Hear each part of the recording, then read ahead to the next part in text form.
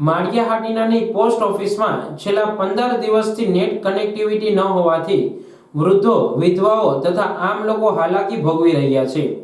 હાલ સાતમ આઠમના મોટા તહેવારને ગણતરીના દિવસો જ બાકી રહ્યા છે, ત્યારે માળિયાહાટીના તાલુકાની હેડ પોસ્ટ ઓફિસ આવેલ હોય અને આ પોસ્ટ ઓફિસમાં શહેર તથા આસપાસના અનેક નાના ગામડામાં લોકોના ખાતા અહીં ચાલુ છે। તહેવારના દિવસો હોવાથી નાના માણસોને પૈસાની જરૂર હોય, વૃદ્ધોનું પેન્શન, વિધવા સહાયની રકમ પોસ્ટ ઓફિસમાં જમા થતી હોય, પરંતુ 15 દિવસની કનેક્ટિવિટી ન હોવાથી લોકો હાલાકીનો સામનો કરી રહ્યા છે। આ પ્રશ્ને પોસ્ટ ઓફિસના અધિકારીને પૂછતા તેઓએ જણાવેલ કે અમોએ 15 દિવસ પહેલા જ લેખિતમાં જાણ કરી દીધી છે અને કનેક્ટિવિટી વિના અમો કોઈ વહીવટ ન કરી શકીએ, તેથી ઉચ્ચ સેન્ટરમાં વહીવટ કરવો પડે છે। વૃદ્ધો પોતે પોતાની અવસ્થાને કારણે માંડ સ્થાનિક ઓફિસમાં પહોંચતા હોય અને નાના માણસોને ભાડા ખર્ચીને કેશોદ કે બીજા સેન્ટરોમાં ધંધો બંધ કરીને જવું ન પોસાય, ત્યારે પોસ્ટમાં ઉચ્ચ અધિકારીઓ તાત્કાલિક યોગ્ય કાર્યવાહી કરી તાત્કાલિક નેટ કનેક્ટિવિટી ચાલુ કરે તેવી માંગ ઉઠી છે। નિમેશ જોશી, એડવોકેટ, માળિયાહાટીના વકીલાતની પ્રેક્ટિસ કરું છું।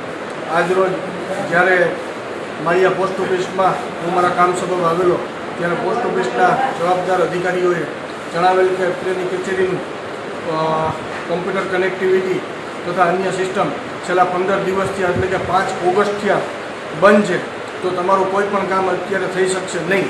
અહીંયા આવી અને નજર કરેલી તો વૃદ્ધ માણસો આ તહેવારના દિવસોમાં પોતાના પૈસા લેવા માટે આવેલા, વિધવા પેન્શન માટે આવેલા, તો કોઈ પણને પોતાના પૈસા મળતા નથી। જવાબદાર અધિકારીશ્રીઓ દ્વારા ઉપરના લેવલે એમની હેડ ઓફિસમાં જાણ કરેલ હોવા છતાં પણ છેલ્લા 15 દિવસથી અહીંયા કોઈ પણ ટેકનિકલ ફોલ્ટ સુધારવામાં આવેલ નથી। તો આ તહેવારના દિવસોમાં પ્રજાએ પોતાના પૈસા લેવા માટે ક્યાં જવાનું? અહીંથી કહેવામાં આવે છે કે તમે કેશોદ પોસ્ટ ઓફિસ જાઓ અથવા તો બીજી પોસ્ટ ઓફિસમાં જાઓ, તો વૃદ્ધ લોકો તેમજ અન્ય સામાન્ય પ્રજા પોતાના પૈસા માટે થઈને અથવા પોતાના કામકાજ માટે થઈ અને ક્યાં પહોંચી શકે એ એક મોટો સવાલ છે। તો